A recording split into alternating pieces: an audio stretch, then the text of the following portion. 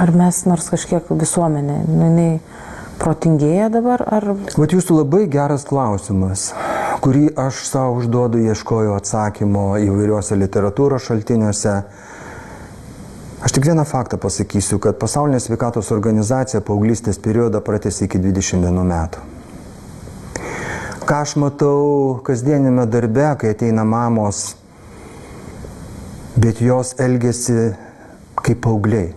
Jos mamos pagimdė, kažkur, sakykime, iki 30 metų amžiaus, bet mąstymas, kalbėjimas kaip paauglio, kaip paauglės. Jokios atsakomybės, motiniškumo jausmo, jokios tokios, kažkur dingę tie, sakyčiau, kai kurie žinduolių refleksai.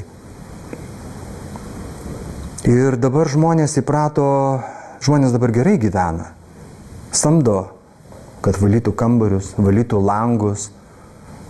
Ir kartais dėl tokių smulkmenų atvažiuoja pas mumis, nes mes irgi esame aptarnaujantis personalas pagal jas. Ir jeigu mano amžiną atilsį močiutė, kuri baigusi 2-3 klases, žinau, kad jinai mokėjo tik pasirašyti, aš ją įdarbinčiau dabar, šių dienų skubios pagalbos skyriuje, jinai spręstų apie 80-70% problemų.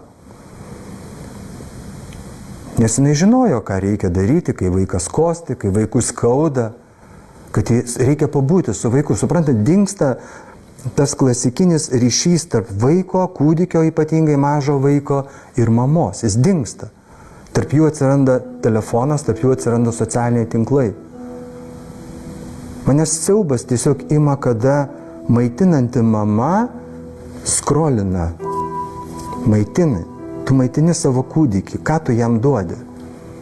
Man siaubas kartais ima, kai atvažiuoja vaikas skausme ir tol, kol suleidžiame nuskausminamuosius, jam reikia tiesiog paguosti, jį pabūti su juo. Bet tada vis tiek pasirodo, telefonas yra svarbiau. Aš tikrai padėčiau dėžutę skyriuje ir paprašyčiau visų mamų sudėti telefonus, kad jos pabūtų su savo sergančiais vaikais. Gimsta naujagimis, užuot mama buvusi su juo gloščiusi, guodžiusi, nešiojusi, dėjusi ant krūties, prisiperka visokių ošimo, visokių automatinių lopšelių, kino kamerų. Ir tas vaikas auga tokioj kaip robotas. Suprantat, jį žiūri robotai, o ta motiniška šiluma, motiniška meilė, jinai dingsta. Jinai dingsta pamažu. Ar tai yra progresas? Technologinis taip yra progresas. Bet ar tai yra kitoks progresas? Aš labai drįsčiau abejoti. Aš nežinau, kodėl mes taip auginam savo vaikus. Juk mama ir vaikas yra vienetas. Tai yra